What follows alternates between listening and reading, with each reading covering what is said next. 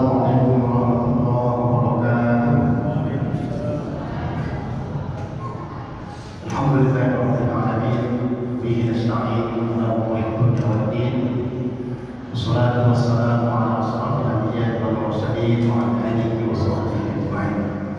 Yang saya hormati dan saya muliakan Bapak, Ibu, orang tua saya, terima kasih selamat berikutnya bisa saya bisa hadir di kemuliaan Allah.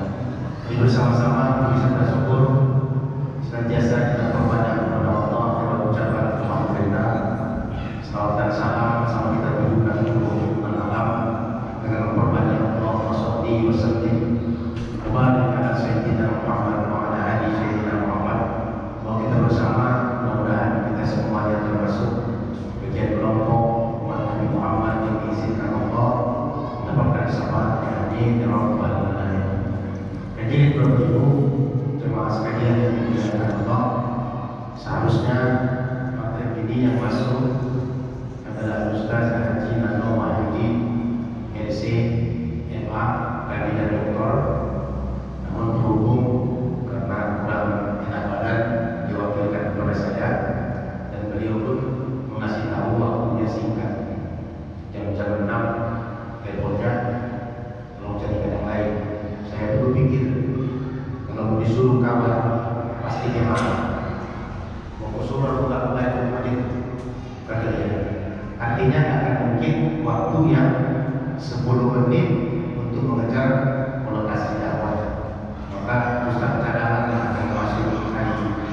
Jadi Bapak Ibu jemaah sekalian yang dimuliakan Allah, biasanya Ustaz Nano mengkaji fikih ibadah. Mungkin masih seputar sholat yang dia bahas, sholat sunat, sholat apa. Kita tinggalkan itu Bapak Ibu, biarkan saja beliau melanjutkan kajinya.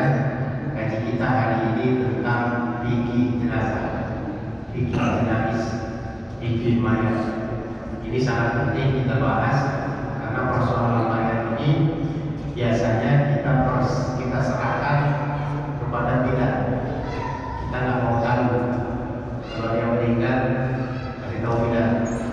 Dari mulai wafat sampai kuburan, kadang bilang pula yang turut serta Bapak Ibu menanganinya, bagaimana mengurusnya, diadakan kemana dia, apa yang dibuat duluan.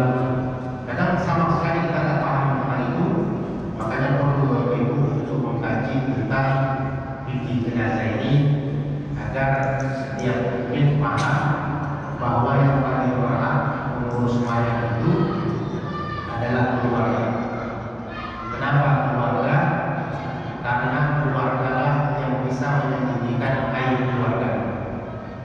Kalau orang Bapak Ibu mungkin kalau tak ada sakit hatinya sama orang tersebut, apalah pentingnya sama dia.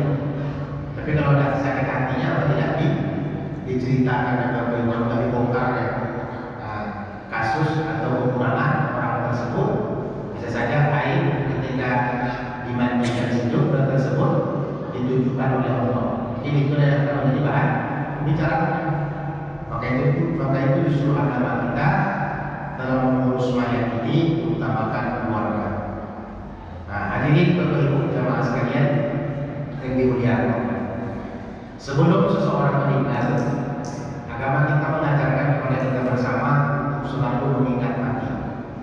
Ini diingatkan lagi dalam hadisnya riwayat Imam Tirmizi, Imam Nasa'i. Apa kata Nabi? Aksiru sikrul hasilil jazaa, aksiru sikrul maut, fa'innahu yumahisu dzunub wa yusahidu fid dunya. Banyakkan kamu mengingat yang dapat menghilangkan kelezatan. Banyakkan kamu mengingat mati, karena mengingat mati itu bermanfaat untuk mengurangi dosa-dosa, membuat kita zuhud di dunia ini. Baik zakartuhu indal ghina kata. Kalau kamu mengingat mati tersebut dalam keadaan kaya, maka engkau tidak akan berambisi untuk menuntut kekayaan sebanyak-banyaknya. Wa zakartuhu indal faqri. Kalau kamu mengingat mati tersebut dalam keadaan susah, abdalkum ma'asyikum, kamu akan ridho dengan Inilah peringatan Nabi kepada kita bersama Bapak Ibu untuk mengingat mati.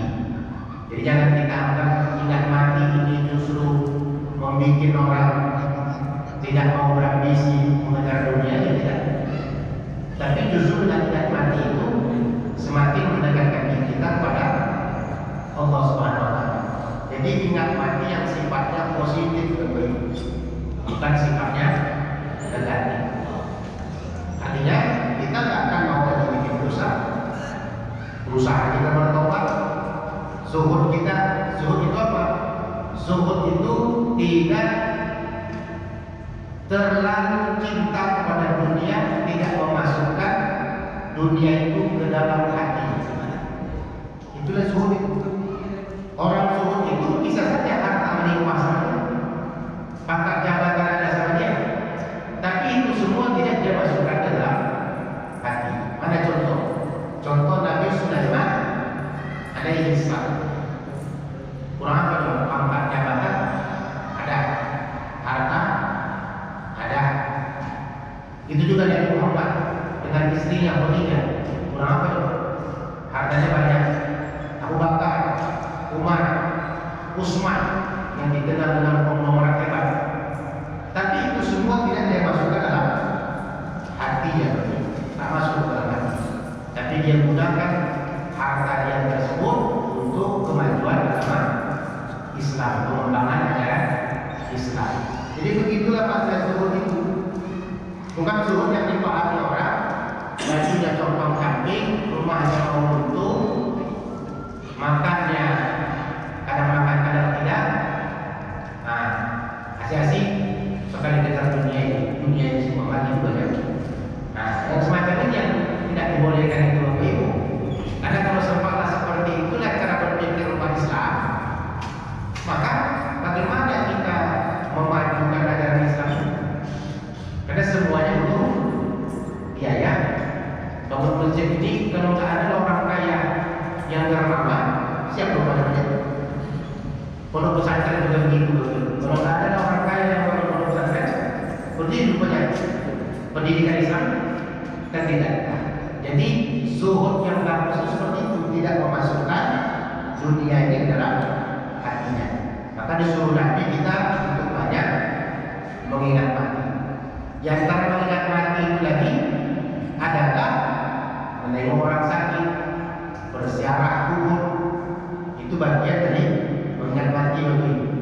Demikian juga cara mengingat mati itu adalah berkat ziarah. Makanya orang-orang yang sering takziah itu bagian dari ingat mati. Hari keberapa yang berkat?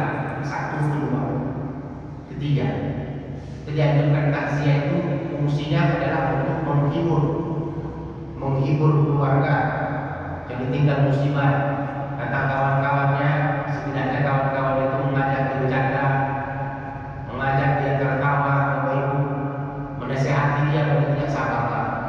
Nggak mungkin pula dia duduk situ membaca ayat segala macam, nggak mungkin. Nah, kalau tidak dibacanya, tinggalkan dia sabar. Udah, apa lagi? Udah ketentuan Tuhan. Ada banyak kawan-kawan yang datang itu yang tujuannya adalah untuk menghibur, terobatilah hatinya. Tapi yang jelas Bapak Ibu, setiap orang yang meninggal itu nggak akan lama keluarganya ingat sama dia. Siapapun yang mengantarnya itu Bapak Ibu nggak akan lama. Kenapa nggak lama? Karena Allah sengaja bikin para malaikat yang bertugas.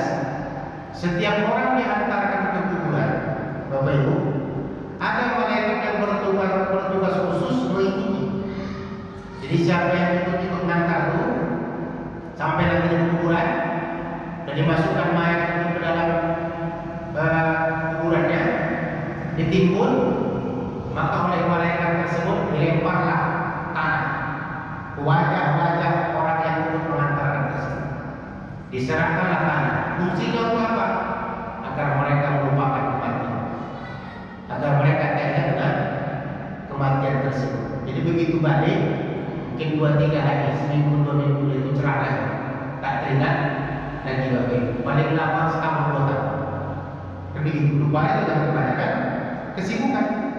Nah, itulah tugas Tuhan itu. Kalau sempatlah kita tidak ada dibikin malaikat seperti itu, pasti orang akan teringat terus kepada kematian itu. Walaupun itu makanya Nabi katakan sama kita ini untuk selalu mengingat mati. Hadirin jamaah sekalian yang dimuliakan. Kemudian yang berikutnya lagi, kalau sudah terjadi kematian tersebut, Bapak Ibu, apa yang harus kita buat? Sedikit orang kalau sudah meninggal, apa yang harus dilakukan dan apa yang didahulukan dan dianjurkan oleh para ulama kita.